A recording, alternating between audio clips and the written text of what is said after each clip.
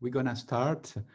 A warm welcome to the last day of week 3 of the UCAN ULLL Open Fora, which we devoted to digital learning in continuing education, the aftermath of COVID-19.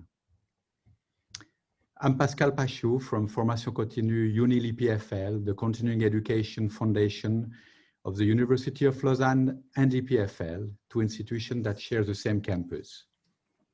As usual, you may want to add the name of your city with your name.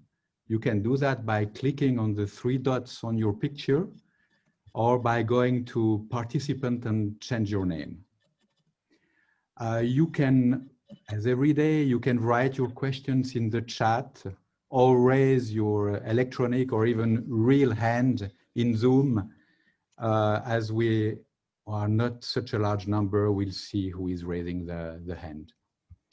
We like to start the session with a really short warm-up exercise. If you are okay to switch on your camera for a second. At this time of the year, and I think on this exact day, we are generally in Barcelona for the UCAN Autumn Seminar. The program is always excellent, both academically and socially, and Carme always select, for example, a nice restaurant. And a restaurant is something we cannot visit at the moment, at least where I am. They are all closed because of the pandemics. So I was wondering about you and was going to ask you, what about in your city? Can you go to a restaurant at the moment? If this is the case, please raise your hand. Okay, so it's really a minority that can enjoy a restaurant. What about museums? Can you go to a museum? About the same people. Can you meet with a group of friends? Let's say 10 people? No. Okay, so I can see that we are sharing a lot of same situation at the moment, and we really hope that it will improve soon and we can all meet again in Barcelona. So today we have the privilege to welcome all the presenters of the week. Ingrid Leduc from EPFL is here. Hello, Ingrid. Susan Dennett from Florida Atlantic University. Hello. Esther Martinez from Universidad Carlos III de Madrid. Peter Van Balen from University of Amsterdam. Alfredo Soero from University of Porto, and Aidoba De Franchi from University of Geneva. So before I give the floor to the members of the panel, I thought I would share some notes I took while I was thinking about this session and the week, about what we talked about during this week. So I'm gonna share just a couple of slides. We discussed a bit about the situation before what we've been calling the storm, which is COVID-19 crisis. We looked at some of the trends in university lifelong learning that were present before the storm. We also talked about the level of preparedness of the universities. What was the situation in the universities when the crisis started? Then we spent a lot of time looking at how universities have been weathering the storm, how they dealt with the various challenges presented by the COVID-19 pandemics. We looked at some technological challenges, challenges for universities, teachers, and students. We looked at some organizational and HR challenges. For example, the huge increase of workload for teachers, some units, the key role of the teaching support units, who have been called sometimes the heroes in this crisis in view of the importance they had for the universities to keep on going. we spend a fair amount of time looking at the pedagogical challenge, how to train, support teachers, how to move online through new formats, how to maintain interaction and warm rapport during the courses when we go online, and some of the specific challenges with examinations, exams, online, presentials, when possible, what to do in this situation.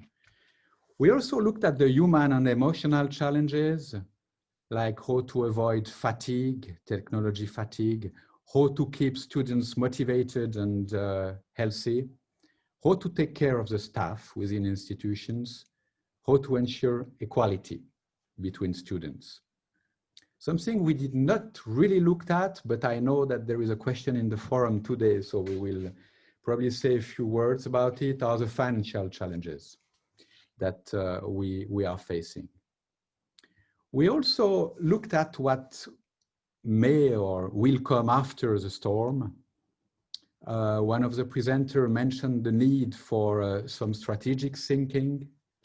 For example, do we still need huge auditoriums within our institutions, or should the directions of the university already think how they could use the space differently? We thought about how we can push the digitalization of lifelong learning on the agenda, if this is something we want to do, but how can we do it within our institution? What will be the share or proportion of digital learning in the future in our offering? And another point that I liked was when we talked about the fact that face-to-face should really be quality time between students and the staff. So through this, I tried to see the main topic we looked at this week. We can see that it was fairly broad, very, very interesting. Now, I would like to ask our presenter maybe to reflect and tell us a bit what they think was the main takeaway message or the key learning from the presentation they gave. And as some of the presenters also attended other presentations, I would also like to ask them if there was something that they really struck them, that they learned this during this week. So just a few words by the presenters. Maybe we'll go by looking day after day during the week, and we could start with Ingrid, who talked on Monday. So hello, happy to be back. Well, on Monday I spoke to you about our whole trajectory at the École Polytechnique Fédérale de Lausanne with supporting teachers and advancing digitalization. I spoke about what it means to look forward after where we are now with the pandemic. And I think we would need to create opportunities that support learning in different flexible formats. Some are remote, some are in person, some are hybrid with the effects on both. I proposed, and I'm happy to see my colleague Ilya here, because one of these things, my second conclusion was that these opportunities must provide not just the digital know-how, but also develop an emotional care. And my colleague Ilya, he is in charge of a new mentoring program for students. And I would like him to just say a few words, because this is one of the topics that struck me this week. It was a recurrent topic at the background. You know, what are we going to do? How can we support our students and our teachers? Because we're getting a bit tired. Ilya, can you say a few words? Ingrid?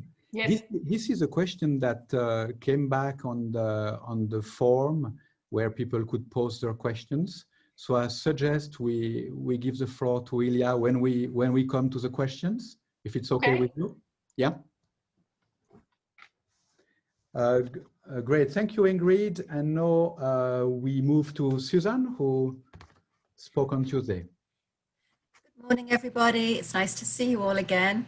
And I spoke really about the need for teacher-student relationships and how do teachers keep that warm engagement that they have in the face-to-face class. So a takeaway I really want to leave you with. Un beso muy grande y que hablemos en circunstancias mejores.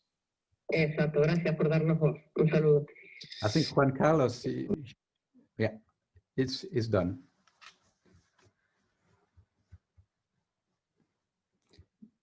You need to open your mic, Susan. I never think that's going to happen to me, I'm sorry. But I spoke this week about student engagement in the classroom and how do faculty keep that warm rapport with students when we had to move online during the storm and as we continue. And so I shared some ways of keeping that social engagement, for example, having a gathering, an informal gathering on Zoom, and people can bring their dinners and they share their dinners and why that dinner is so special. It could be from their culture. And so I just want to leave you with it. If you can just start small, you know, maybe even share a personalized video, just to try and keep that personal connection with students, because from the feedback that I got from the research, they really need that. And us and me, especially as teachers, you know, I need to have that personal connection with students too. And as I mentioned, it is more work, but I do think it reaps the benefits. Thank you very much, Susan. Esther? Yes, thank you, Pascal. Hello to everyone. My presentation was related how do we deal with the challenge of pandemic in our university. Specifically, I explain the detailed chronicle as all the phases that we face and how do we provide to teachers and the units and whatever tools and trainings in order to cover that challenge. Also, I provide some information from students, how do they consider the satisfaction about the university did a good practice on that. And we observed that they were slightly satisfied with our answer to that. And the second part of my presentation was more dedicated to how in the present we are dealing with all the new cases that we have, because now we are doing the teaching in a hybrid system, that we have one part online and the other part face-to-face, and this provides us little problems when we have a group with some cases and how we deal on that. And just as a conclusion, we observe that we need a great coordination about all the teaching units and also the units that provide support, technical support to the teaching and all the researchers. Thank you, Esther. So you emphasize the need for coordination. Now we move to Peter. Peter, who is University of Amsterdam and also Leroux. Yes. Yes, good morning, everyone. I reported some of the first results of our research of the digital transformation of the Leroux University during the pandemic. I showed you a framework, which is a simple framework, consists 3 dimensions: preparedness, transformation, and foresight. What we did is, so we start to monitor the transformation of the universities from April onwards until now, but also to the post pandemic situation. And I think it's very interesting because one of the issues is always you are transforming, but in what direction? And I think, and that's perhaps the most interesting question right now. So how will we end up after the corona crisis? What is the vision of the universities? In which direction are they moving at? And I think it's now time to make a kind of a picture. Do we go back just to the old situation, or do we learn lessons right now? And what are exactly the lessons? And I feel this is as the biggest challenge, in fact. So what is the new direction we are heading for? Thank you, Peter. And we now move to Alfredo and Aidoba, who talked yesterday. Aidoba, can you go first? Because you had the most important message from our session, from my point of view. Thank you, Alfredo. I'm not sure, but for sure, I'll give you a few words about our presentation. It was about mainly about challenges that we could also take as opportunities for lifelong learning with this going online. And actually, I would love to jump to the conclusion immediately, because it was interesting to go to conclude that it's important to have in mind what could be the elements to describe a course, a distance course that is a quality distance course. And in that you can put different elements, and we mentioned some of them, and we underlined that it was important to have them, to make this path consciously, in order to be consciously taking care of a good quality of the course. So some of those items, and of course there are many of them, one was probably the presence of the strategy for the institution. Of course, it might be difficult in an emergency situation, but it's fundamental for long-term development. And of course, all about the designing around the courses, making sure that you just don't turn on the video and do a course that is with just one presenter the whole time, but you scenarize what is happening, and you input different types of activities in order to keep the attention of the students, the motivation, the relation also that was mentioned by another presenter of the social, the personal relation.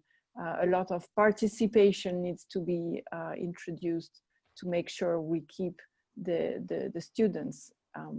Another point was about the training of the teacher in terms of technique, but also pedagogic linked to technology. And that was an important point. Well, of course, there are several others, and I'm not going to do all over again, but Alfredo, please complete with what you had in mind as most important. Thank you, Aidoba. I don't want to add anything to the message. I mean, quality is fundamental. We have to look for it. But since we are here, and this is a UCAN initiative, and I'm an old timer from UCAN, and I represented UCAN in the first MOOC summit, European summit in Lausanne in the École Polytechnique with Mr. Dillenburg, Pierre Dillenburg. And the things that showed up 7 years ago are things that we are discussing right now. And my point is we shouldn't lose whatever was done by good people like Mr. Dillenburg or Dr. Dillenburg, to be clear, because there is a lot of research. I remember visiting the Rolex Center with him, and he was showing me the research, the PhD studies that he was doing about precisely the design, the quality, how students perceive the MOOCs, how they use the MOOCs, where do they look when they are watching the slides. Many interesting PhD theses, and we don't know where they are. And you can, as an aggregator, like I mentioned yesterday in the presentation, could be a platform for sharing this research and these advances. And we shouldn't be looking at the same things all over again. Sometimes for me, it's a deja vu. So I'm sorry, but I'm old. So, and I have good memory. So my point is that UCAN should play a much important role. The president is listening, and I think I've discussed this with him sometime in the past. And it could be a good aggregator of research and knowledge about these topics that are, right now, they are fashionable. They were not 1 year ago, but they are now. And I think UCAN can play a very important role, and all the people listening can help UCAN to become somehow an aggregator of all this knowledge and research. That's my message. Thank you, Alfredo. Very positive message about a role UCAN could take. Thank you very much. I think all the presenters gave their takeaway message. I suggest now to cover some of the questions, or most of the questions that were asked on the form we created for the forum. And looking at it, as mentioned before, I think participants really ask questions about how can we support students? How can we support students emotionally during this period? And I'm really pleased because we have Ilya from EPFL who is here. So I'd like Ilya, to give you the virtual floor, maybe to answer this question. How can we support students best? Thanks very much, Pascal. Thank you, everyone. Good afternoon. I just want to clarify one thing. I'm not in charge of the whole program. The program for mentoring the first-year students at EPFL was actually the consequence of work done by AGEPOLI, the students' union at EPFL, and based on feedback that they had got from students. My role was to show the mentors, to help the mentors, the students, the more experienced students in second year and higher, who are taking on this role of mentoring the first year students. I was basically showing them the tools we had available for them, where they could find support, what suggestions we would have as being a best approach to support the first year students. But I'll be honest with you, I was guessing. I was guessing because I can't put myself into the place of a first year student who, having not had any face-to-face schooling for several months, never having had a formal end of school examination where they sat down in a hall like probably all of us once did with hundreds of other students and under difficult conditions wrote a paper over several hours, have then had to move to a different city in some cases, have lost some of their social links and family links because they've moved abroad or to a different city, and have started arguably one of the most difficult polytechnic courses, certainly in Europe. I don't know, I cannot imagine how difficult that is under the current situation. In addition to all the social uncertainty and upheavals that are going on that we're all experiencing. So this is a situation which I would argue is new. It's completely new to the students, new to the universities, new to all of us.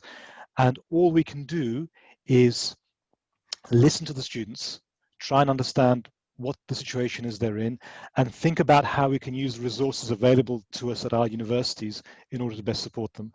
And in the case of EPFL, the best, or one of the best, support networks or resources that we had available to us were the older students who had already been there, who'd gone through this in the past, who had experienced lockdown in spring, so knew how to deal with the issues, technical issues, social issues, and so on that arose because of the emergency remote teaching that happened in spring, and could therefore share their experiences with the first years. And sharing, I think, is the key word here, because we were using groups of students, groups of first years with a couple of older students assigned to each group, in order to make sure that the students in first year felt that they weren't completely alone, because that was my greatest fear, this sense of loneliness and being cut off from everything suddenly. The impact on that on their learning, on their progressing in their studies, is something which we will see in a year's time, in 2 years' time. But I feel that it's real, that it's there, and we have to do whatever we can to support them through this really unpleasant scenario that they're going through. So that's basically an overview of why we've put this in place, what we've given the mentors, how it's going to play out, what the eventual success will be or not. I cannot tell you now. I can only guess and hope, and I can report back to you hopefully maybe in a year's time. But if you have any questions, please don't hesitate to ask. Thank you very much, Ilya. Are there any comments or questions on the question of the support to students? I just have a comment, and Ilya, thank you for all that support too for students, and just something that we did at our university at FAU.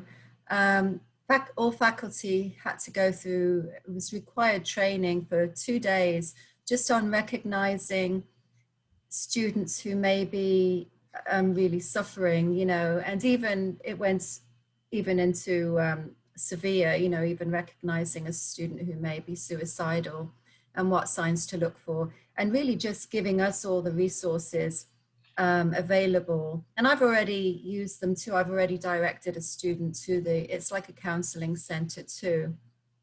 And so you know, at first I thought, gosh, 2 days, it seems like a lot, but it was just so informative. And I know our staff put a lot of thought into the training, and it was just very, very worthwhile.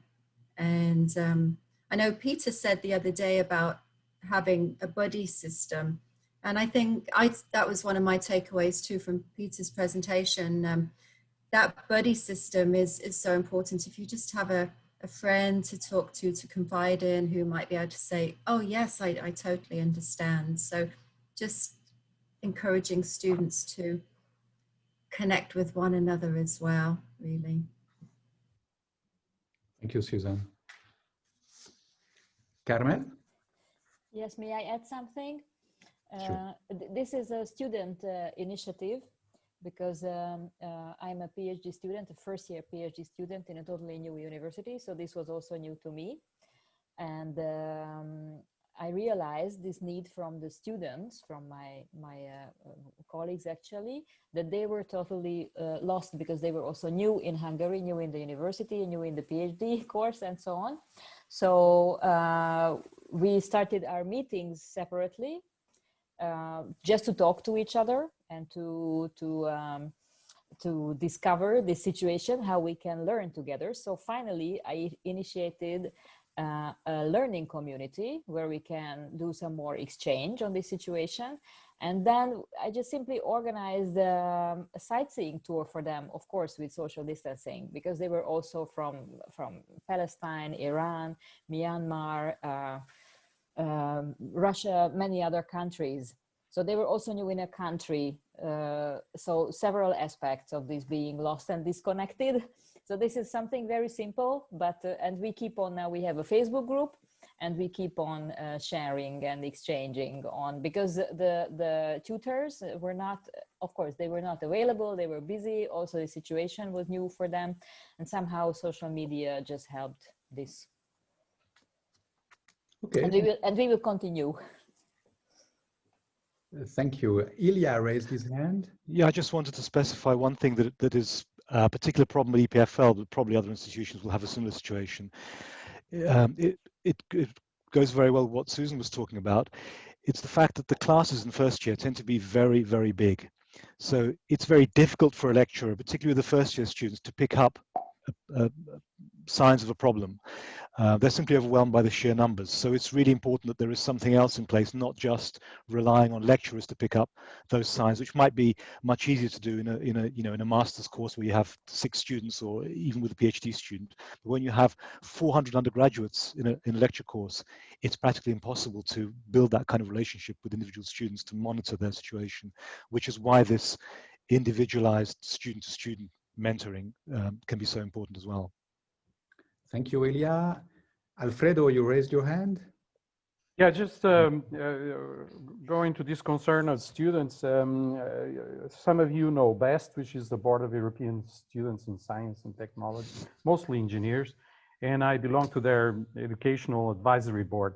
And they are very serious people. And their main project right now, it's an urgent project, is a survey precisely of what is happening with the students in this pandemic, what happened with online situation and what's happening in the universities and higher education institutions. So they say that they will produce it until the end of the year. So it will be good to have their opinions, because I think personally, I think they are the most affected by what we are talking about.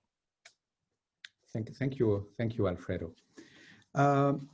I suggest we move to another topic, because I'm going to feel very guilty otherwise, because University of Leuven group posted a few questions that are really related also in particular to lifelong learning and to adults. They are raising, I'll give them the floor, but just as an introduction, they said, yes, we've been covering a lot of ground this week, but they wanted to have the thought of the panel about questions that are related specifically to adults who are taking continuing education courses, and I would say paying adults, people who paid, and suddenly we are telling them your course is no longer on the campus, it's going to be online, and that the relationship is different, and so the challenges are a bit different when dealing with this population. But I want to ask the people from Leuven if they want to maybe ask a very specific and precise question. I think that Ilse is here, Lut also.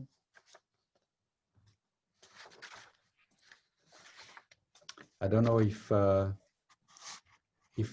Ilse is with us.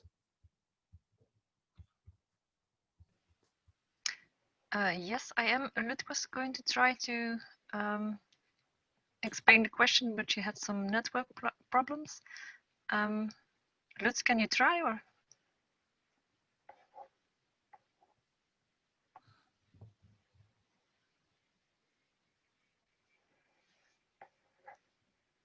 We can't hear him. Getting any better? Well, the situation as it is very well explained already, Pascal, by you. So we are focusing, our target groups are professionals in different professional domains who already have a bachelor or master's degree and who keep coming to us for further trainings. This may be very short trainings of 1 or 2 days, or longer trainings of maybe a year, when they come once or twice a week to our university. And the situation is now really different. We were all surprised by this storm, and they follow our trainings always for the knowledge aspect, but also always for building this network. This is very important to them, building a professional network. And online, this is just a little bit harder.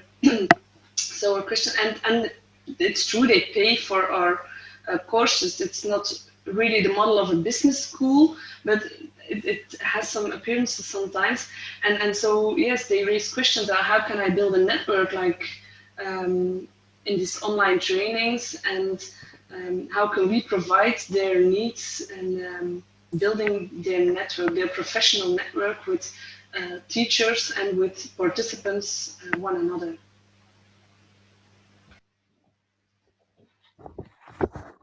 Excellent questions. I think that Peter, and maybe after Susan.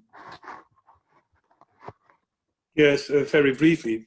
What we see, at least, is that those students are more eager to come to the campus even than are basically master's students. That's also the reason why we hired space outside the campus. That is so because of the issues Dor was mentioning. I think they want to connect, they want to build a network, and that's the reason why we at least hired space outside. So we build a kind of a new campus outside the campus. That's how we responded. That is something we already also do. We let them go visit organizations that are related to this domain, more specifically in small groups. But yeah, the situation as it is only doesn't make that even not possible today. So yeah, we're struggling a bit with that. Susan? And I was just actually talking to one of my doctoral students about this just a few days ago, and she's the director of our Lifelong Learning Center, and her students are really older, and they pay as well, and very demanding. And so she has the same issue, and what she's done is she has had the outdoor space. It's sort of easier here. We're in Florida, so it's much easier to be outdoors. But we have, as you can see behind me, this is the area of how it looks. So there is a lot of land. So she rented a large tent and had classes in there. The other thing that I thought was quite creative was even people would drive their cars, almost like a drive-in movie, and they put a big screen up in the car park, and people came in their cars, and they were able to have like a little picnic. It sounds like we're very social over here, but they were able to have a little picnic and talk to one another from the cars. It wasn't perfect, she said, but at least they could talk to their neighbors and watch if the presenter was there. The presenter was on like a little stage with a microphone. If not, it was like a movie presentation. And so she did that. But and a challenge for her too was the money. People were not paying their memberships. They pay like an annual membership, and they were not paying their membership because they couldn't really come to campus. So that's even a bigger problem. But that's what they did. And then just, oh, and you mentioned too about going out to the communities. She did that as well. In smaller groups, they've gone out to the local communities, and many of her population, they live in like gated communities. So she's taken that community and gone out to their community, gone out to another community. So again, she's sort of going out to them too. But that is a major challenge. Yes. Do you have any ideas on how to build networking online? Because yes, they are demanding groups. They have busy jobs, they have families, they are not regular students. How can they still online connect with each other? Right.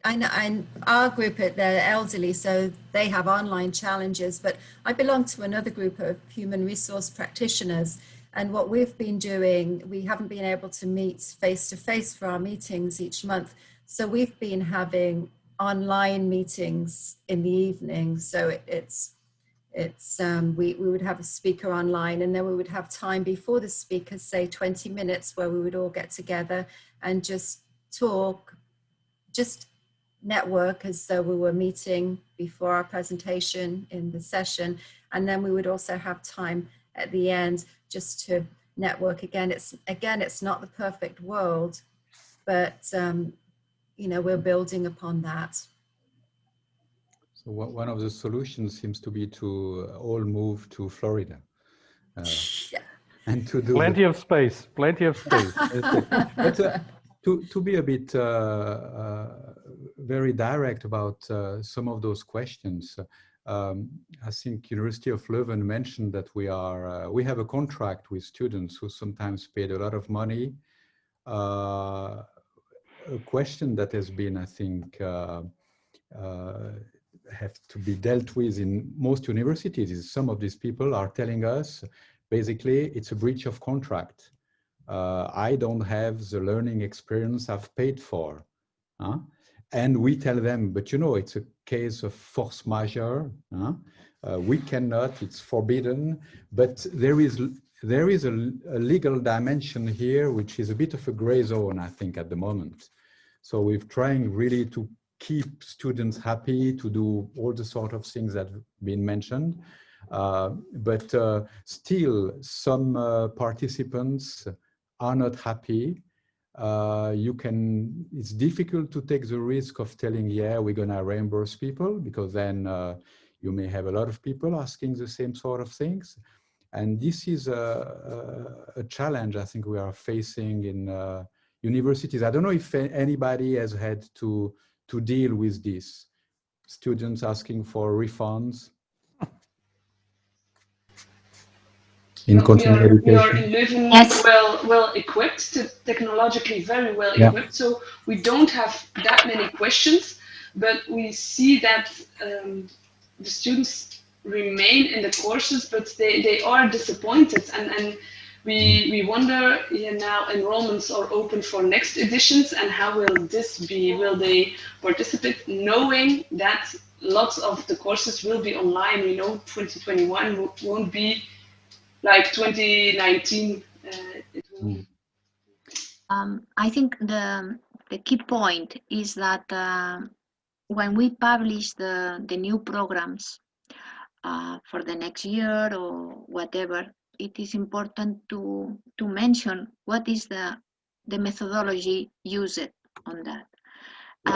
Because if you don't say nothing about that, the difference, we have problems, legal problems about the contract that you mentioned, Pascal, about in our university, we plan with some months ago about how can we diffuse our information about which will be the system that we adopted in the academic course. And since we forced that all programs will be hybrid system, some part was online, but the other part was just face-to-face. In some cases, for example, in some programs that we did with in collaboration with other institutions, we forced to that institutions place or give us the opportunity to teach in that institutions in order to open more spaces in our university. And students, I think they acknowledge this type of information in before they sign for a fee or whatever tuition, because it is important to know before what is the expectation about the next plan. Of course, if we have again another close in some period, we cannot do nothing about that, because it's a health authorities and the governments that decide to do that. But from our point of view, it is important to be clear and which are the system that we are adopted. Thank you, Esther. Something is clear, that we are all rewrite, or we all wrote again, or general terms and conditions, or study regulation, just to make sure that for the next pandemic that we are really ready for this. Alfredo, you've been raising your hand. Yes, I sent you a link about an experience practicing where I preached 5 or 10 minutes ago. I'm sharing an experience of the Museums Online project, where they created the function of community management online. So they want to develop their own, let's say, their own spectators online of their museums. And they created this function of the community manager. And they created a handbook. So answering the question from KU Leuven, can you create to Ilse? Is that there are other experiences. That's what I meant when I spoke 10 or 15 minutes ago.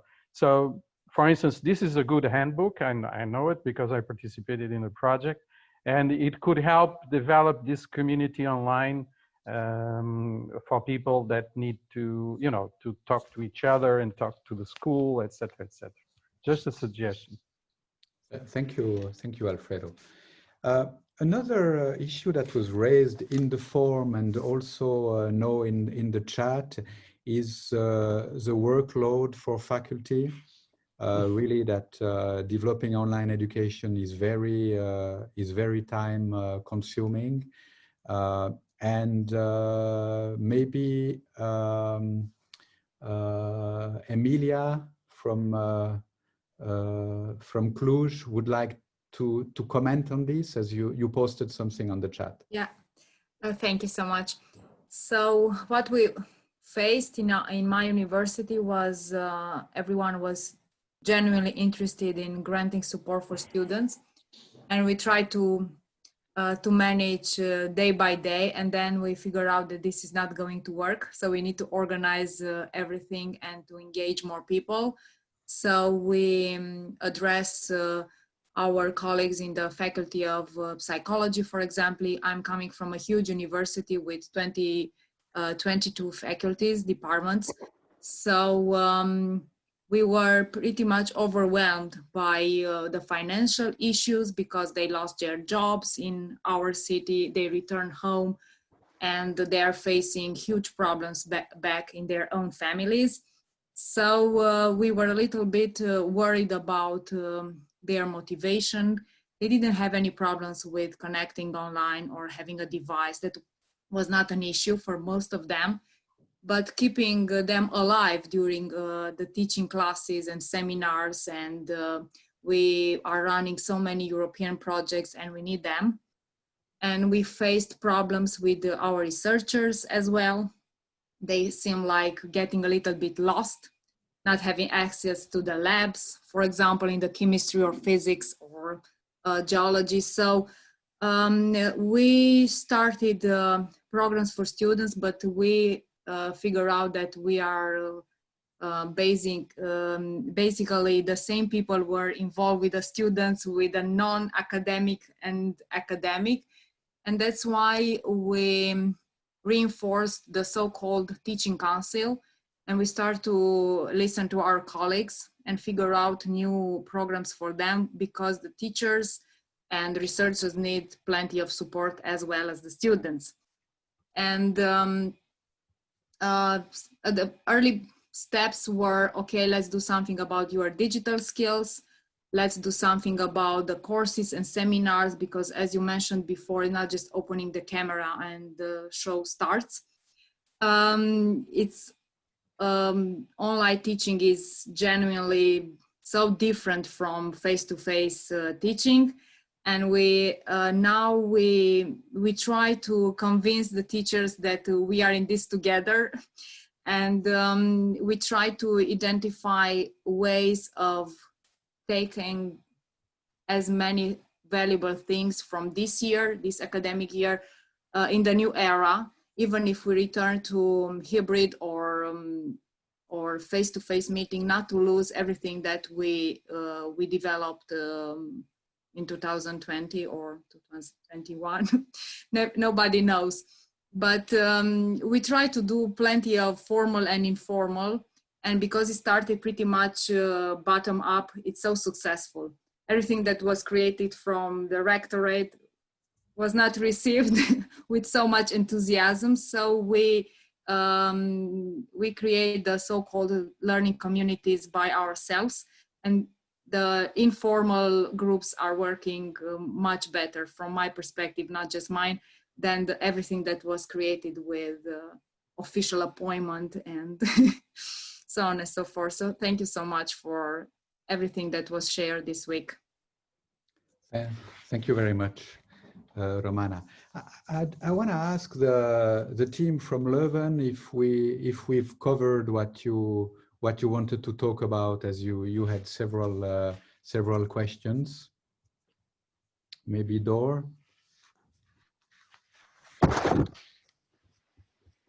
I think there was also a question more on strategic level. So what Peter mentioned in his presentation earlier this week, that at this moment it's developing online education is very time consuming, and it is very much related to the crisis and the lack of experience now. And Peter referred to the need for strategic thinking on the long term as one of the challenges. And we were wondering what strategies would be particularly necessary or helpful to counter this.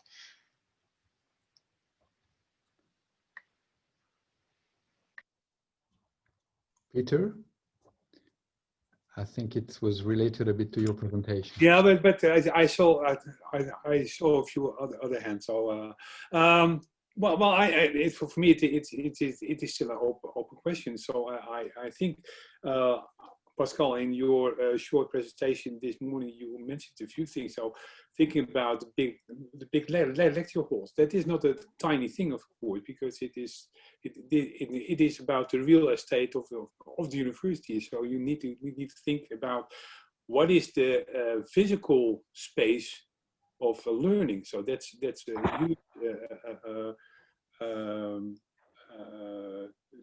strategy thing.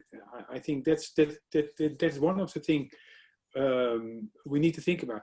The second thing I also mentioned was now teachers are individualists. They develop a course, they design a course, they produce the course material, and if we think somewhat further, I think we need to create multidisciplinary teams. So we need to recruit other type of people, specialists also. I think that is really a big strategic challenge. How to, because at the moment those people are very scarce. So do we need to set up trainings, or need to train those people ourselves? Are current lecturers willing to make this type of transition? So these two things I think are very important. And of course there are many other issues to think about. I think what I now see, most of the universities choose for a kind of what I call a digitization strategy, that is using digital innovation without changing the main processes and activity. But if you think that you can do, of course, much more, you can make your program much more flexible. You can reach out to new participants and groups, of course. So there are many things you can think. So it really depends how far-reaching we want to be in our strategic thinking. So, but I think these are just a few, but I guess there are many more things to think about. Thank you, Peter. I think we are sadly getting to the end of this session. I think that it's 4 to 1. We have a few more minutes. I don't know if there is one last burning question from the participant.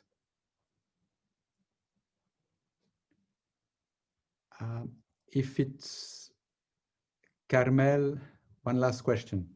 Sorry, just would like to add something. I feel obliged to raise some student voices here again, because we were all, so I understand your point of view, and I'm not sure my message was heard, because this was exactly an innovative strategy that we came up with as students to contribute to the difficulties that appeared.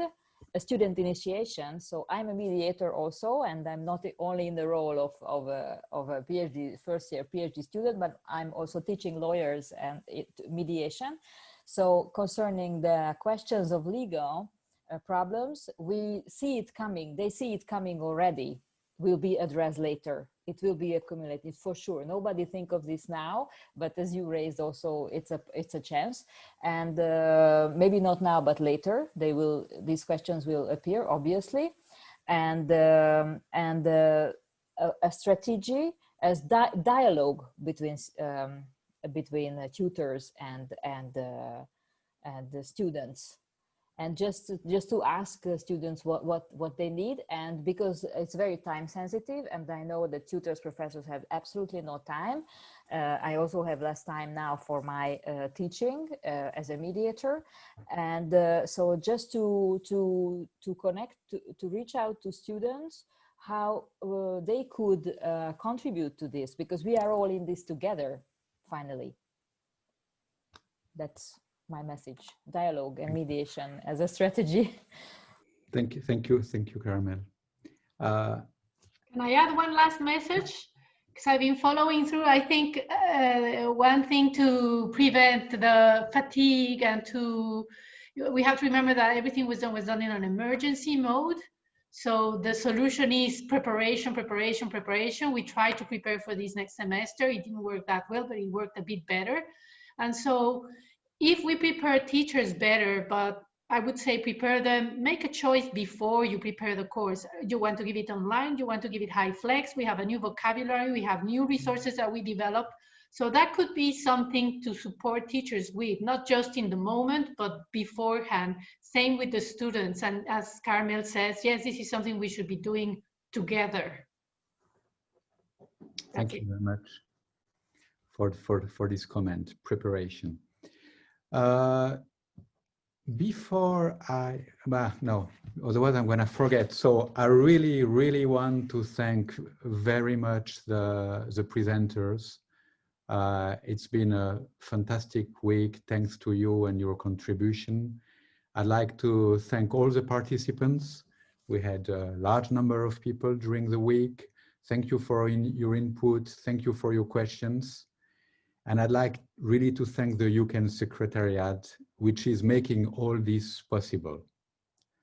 But before we leave, I want to give the floor to Balázs, who would like to introduce next week, which is the last week of the Open Fora. So there is one more week of UCAN presentations. Balázs? Thank you very much for this round, and if I may ask Carmen Royo to show the slide for the office in Barcelona to show next week's timetable.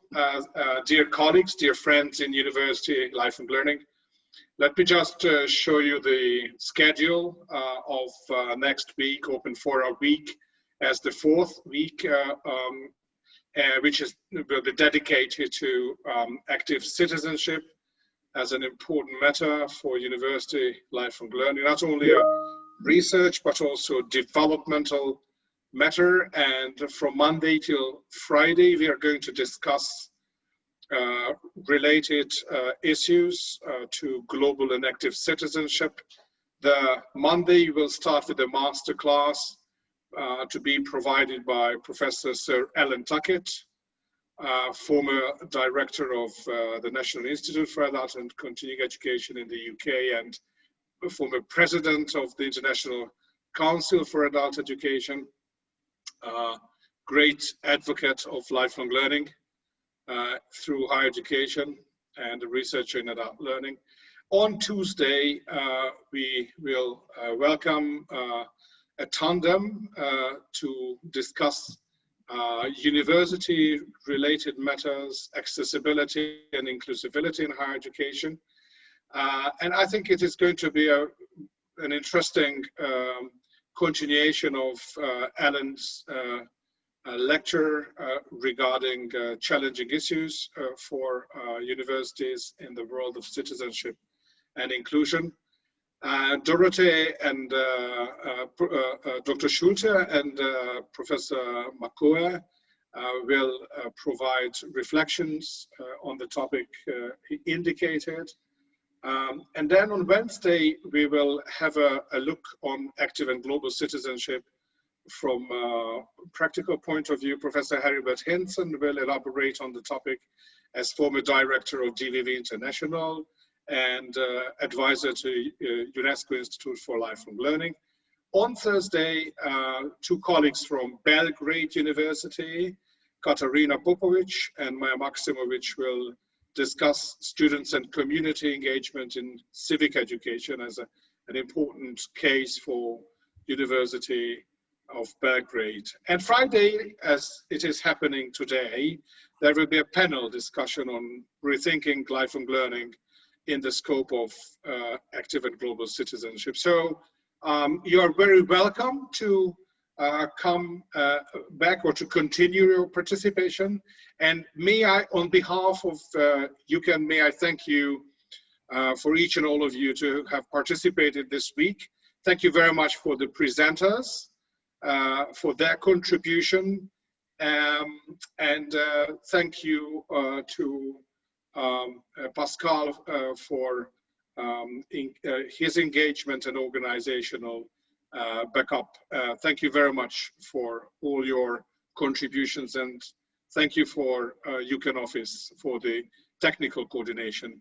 Thank you indeed, and I wish you every good. Thank you, Balázs. Bye, everyone. Thank you. Bye-bye. Thank you. See you soon. Bye. Thank you. Bye-bye. Bye-bye.